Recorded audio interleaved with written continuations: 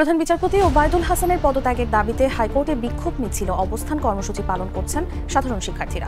আগামী রোববারের মধ্যে প্রধান বিচারপতি ওবায়দুল হাসান সহ আপিল বিভাগ ও হাইকোর্ট বিভাগের বিতর্কিত 50 বিচারপতির অপসারণ দাবি করেছেন সুপ্রিম কোর্টের আইনজীবীরা। সুপ্রিম কোর্টের আপিল বিভাগ ও হাইকোর্ট বিভাগের বিচার কাজ পরবর্তী নির্দেশনা না দেওয়া পর্যন্ত স্থগিত করেছেন প্রধান বিচারপতি ওবায়দুল হাসান। আমরা আপনাদেরকে আহ্বান জানাচ্ছি, আপনারা রাস্তায় নেমে আসুন এবং জুডিশিয়ারি কুকে আপনারা রুখে দিন। আপনাদেরকে বারবার আহ্বান জানাচ্ছি। আমরা ইতিমধ্যেই প্রধান বিচারপতিকে আমরা বলেছিলাম, আমরা আলটিমেটাম দিয়েছিলাম, তিনি যেন পদত্যাগ করেন। এত প্রকাশ্য, এত নোংরা, এত নেকেড আওয়ামী লীগের 5টা প্রধান বিচারপতি গণঅভ্যুত্থানের পর তার পদত্যাগ করা এমনিতেই উচিত ছিল। এরপরও পদে থাকার ইচ্ছা খুব ভয়ঙ্কর, খুব ভয়ঙ্কর। এই প্রধান বিচারপতিকে পদত্যাগ করতে হবে। শুধু প্রধান বিচারপতি নয়, আপিল বিভাগের সকল বিচারপতিকে পদত্যাগ করতে হবে। দর্শক, বর্তমান প্রেক্ষাপটে বাংলাদেশের যে রাজনৈতিক পরিস্থিতি চলছে তারই আলোকে আপনাদের সামনে বেশ কিছু গুরুত্বপূর্ণ ভিডিও নিয়ে হাজির হয়েছি। প্রিয় দর্শক, তাই বলবো যারা ভিডিওটি অন করেছেন না টেনে সম্পূর্ণ ভিডিওটি দেখতে থাকুন। সেই সাথে দর্শক, ভিডিওর শুরুটা দেখেই কিন্তু আপনি বুঝতে পেরেছেন যে আজকের নিউজটা ঠিক কতটা গুরুত্বপূর্ণ এবং কোন দিকটাকে ইঙ্গিত করছে। তো দর্শক, আমি আর বেশি কথা বলবো না, চলুন দেখে আসবো সেই গুরুত্বপূর্ণ ভিডিওগুলো। তার আগে বলবো যারা এখনও চ্যানেলটি সাবস্ক্রাইব করেননি অবশ্যই চ্যানেলটি সাবস্ক্রাইব করে পাশে থাকা বেল আইকনটি ক্লিক করে দিন। আর যারা ইতিমধ্যেই চ্যানেলটি সাবস্ক্রাইব করেছেন তাদেরকে অসংখ্য ধন্যবাদ। তো চলুন ভিডিওটিতে লাইক দিয়ে আমরা ধারাবাহিকভাবে ভিডিওগুলো দেখে আসি। বাংলাদেশের একজন প্রধান বিচারপতি থাকার কথা। সত্যি বলতে বাংলাদেশের বিচারপতি ওই একজনই, তিনি প্রধান বিচারপতি, বাকিরা সবাই বিচারক। কিন্তু আওয়ামী আমলে যেটা হয়েছে, গত 15 বছরে বাংলাদেশের কোনো প্রধান বিচারপতি ছিলেন না, ছিল আওয়ামী প্রধান বিচারপতি। যে বিচারপতিদের কাজ হচ্ছে শুধুমাত্র শেখ হাসিনা যা বলেন তাই শুনে যাওয়া, এবং যতদিন শুনবেন ততদিনই তিনি পদে থাকবেন।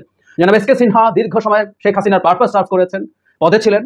এরপর যখনই তিনি শেখ হাসিনার পারপাস সার্ভ করতে কিছুটা গড়িমসি করেছেন, কিছুটা বিরুদ্ধাচরণ করেছেন, যিনি বিচার বিভাগকে পুরোপুরি, লোয়ার জুডিশিয়ারিকে পুরোপুরি বিচার বিভাগ হিসেবে সুপ্রিম কোর্টের তত্ত্বাবধানে নেওয়ার চেষ্টা করেছেন, তখন তাকে ঘাট ধাক্কা করে দিয়ে বের করে দেওয়া হয়েছিল।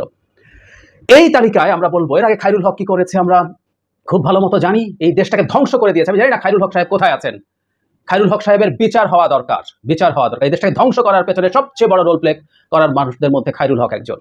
যাই হোক, এরপর ক্রমাগত সব আওয়ামী লোকজনই প্রধান বিচারপতি হয়েছে, এবং এই মুহূর্তে যিনি আছেন, মানে তিনি এমন সব কাণ্ড করেছেন, তিনি, আপনারা হয়তো আমার থাম্বনেইলে ছবিটা দেখেছেন, সেটা হলো ছাত্রলীগের প্রেসিডেন্ট এবং জেনারেল সেক্রেটারি তাকে শুভেচ্ছা জানিয়ে আসে, এবং এটা বেআইনি বা এটা অসাংবিধানিক কিছু না, কিন্তু এটা নর্মের সিরিয়াস রকম ব্যত্যয় ঘটায়। উনি বাংলাদেশের প্রধান বিচারপতি, এবং উনি টেকনিক্যালি প্রেসিডেন্ট ছাড়া আর যে কারো বিচার টেকনিক্যালি সত্যিই পারেন। উনি প্রধানমন্ত্রীরও, সিটিং প্রধানমন্ত্রীরও বিচার করতে পারেন। এবং একটা দেশের প্রধান বিচারপতি, বিচার বিভাগের যিনি অভিভাবক, যিনি জনগণের সাথে থাকার কথা ছিল, তিনি কোনোদিনই থাকেন। তিনি মানে ডিআইজি হারুনের কাছ থেকে উপহার নিচ্ছেন, এসব ছবি আছে। তার সাথে আওয়ামী লীগের লোকজনের সিরিয়াস ওঠা বসা আছে, সবাই দেখে। এত প্রকাশ্য, এত নোংরা, এত নেকেড আওয়ামী লীগের 5টা প্রধান বিচারপতি, আগের যে কারো চেয়ে উনি বেশি। উচিত ছিল তিনি বিপ্লব বা গণঅভ্যুত্থান, যেটাই বলি না কেন আমি এটাকে অবশ্য গণঅভ্যুত্থান মনে করি, যাই হোক সেই আলোচনা আজকে করছি না। গণঅভ্যুত্থানের পর তার পদত্যাগ করা এমনিতেই উচিত ছিল। তিনি শুধু না, দেশের গুরুত্বপূর্ণ আর যেসব জায়গা আছে সেসব জায়গায় যারা আছেন তাদের প্রত্যেকের কোনো সচিবের পদে থাকা উচিত না, কারণ এই পদগুলো এই মুহূর্তে একেবারে পলিটিসাইজড। আওয়ামী লীগের একেবারে ব্যক্তিগত পছন্দ ছাড়া, ব্যক্তিগত পারপাস সার্ভ করা ছাড়া কেউ এসব পদে যাননি। যাই হোক, আজকে বিচার বিভাগ নিয়ে আলোচনা, কারণ বিচার বিভাগের একটা ডিফারেন্ট ডাইমেনশন আছে।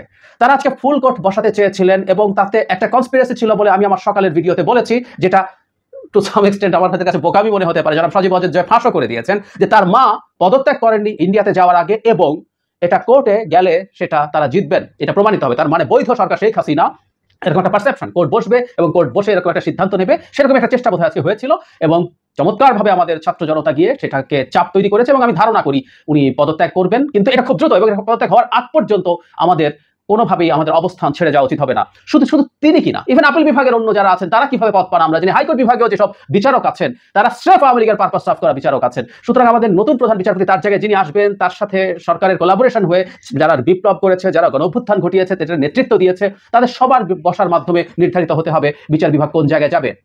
আমি বিশ্বাস করি ছাত্ররা এটা ভোলেনি। যখন হাইকোর্টের পর আপিল বিভাগে এটা যাচ্ছে, প্রথম হিয়ারিং এর সময় যখন 1 মাস পরে সময় দেওয়া হলো, তখন প্রধান বিচারপতি বলেছিলেন আদালতের বিষয়ে আন্দোলন করে কি হবে, মানে লিস্ট কোনো সিম্প্যাথি নেই। শুধু সেটা না, শেষ পর্যন্ত তো এটা এগিয়ে আনা হলো, এটা তো প্রধান বিচারপতি করতে পারতেন, সরকারের আপিল হোক না হোক, ডেটটাই আগে দিতে পারতেন, কারণ উনি দেখতেছিলেন যে state was in a serious chaos, কিন্তু উনি করেননি।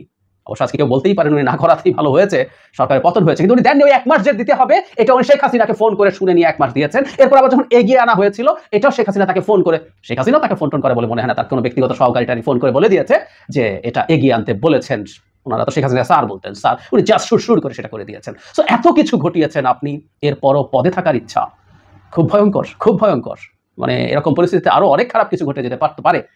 হি শুড রিয়ালাইজ দ্যাট, এবং শুধু আমরা বিচারের জায়গাটাকে আগে খুব দ্রুত পোক্ত করবো, শুধু সেটা না, প্রতিটা জায়গায় বিভিন্ন পদে যারা আছে, সামরিক বাহিনীতে, বেসামরিক প্রশাসনে, বিভিন্ন আমাদের যেসব কমিশনগুলো আছে, সেটা সাংবিধানিক কমিশন হোক, সেটা সংবিধিবদ্ধ কমিশন হোক, যে কোনো কমিশনের মধ্যে আছে, বিভিন্ন একাডেমিতে আছে, ভার্সিটির ভিসির আছে, আমি তো মনে করি প্রত্যেকটা ভার্সিটির ভিসি এক্ষুনি পদত্যাগ করে ফেলা উচিত, এক্ষুনি, কোনো কথাবার্তা বলার আগে, নাহলে প্রত্যেকে ঘেরাওয়ের শিকার হওয়া উচিত হবে।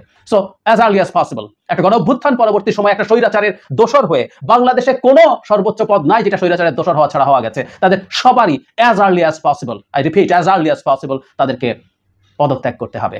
আদারওয়াইজ জনগণ, ছাত্র জনতা তাদেরকে টেনে হিচড়ে নামিয়ে ফেলবে এসব পদ থেকে। প্রধান বিচারপতি শেখ হাসিনার দোসর, প্রধান বিচারপতি শেখ হাসিনার দালাল। যদি তিনি দালাল না হতেন তাহলে তিনি অন্তর্বর্তীকালীন সরকারের সাথে কোন ধরনের আলোচনা ব্যতীত আজকে ফুল কোর্ট মিটিং ডাকতেন না। তিনি আজকে ফুল কোর্ট মিটিং ডেকেছিলেন জুডিশিয়াল বোর্ড মাধ্যমে অন্তর্বর্তীকালীন সরকারকে অবৈধ ঘোষণা করতে। কিন্তু ছাত্র সমাজ আমরা ঐক্যবদ্ধ হয়ে সেই মিটিং স্থগিত করে বানচাল করে দিয়েছে। শুধু মিটিং স্থগিত করলে হবে না, এই প্রধান বিচারপতিকে পদত্যাগ করতে হবে।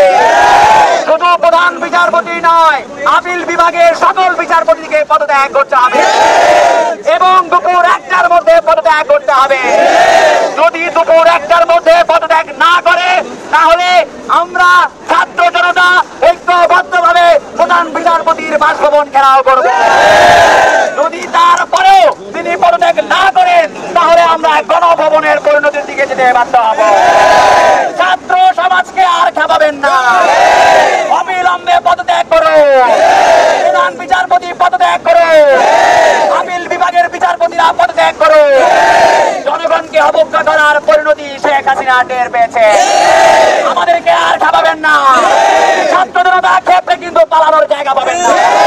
সুপ্রিম কোর্টে কোনো দালালি চলবে না, সুপ্রিম কোর্টে শেখ হাসিনার কোনো দালালি চলবে না, বাংলাদেশে শেখ হাসিনার কোনো দালালি চলবে না।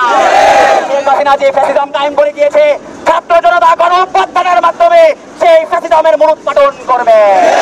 সেই পর্যন্ত আমরা সবাইকে ধৈর্য ধরে এখানে থাকার আহ্বান জানাচ্ছি এবং আমরা সবাইকে বলতে চাই, সুপ্রিম কোর্ট একটি গুরুত্বপূর্ণ স্থাপনা, আপনারা কেউ এখানে কোনো জায়গায় ভাঙচুর করবেন না।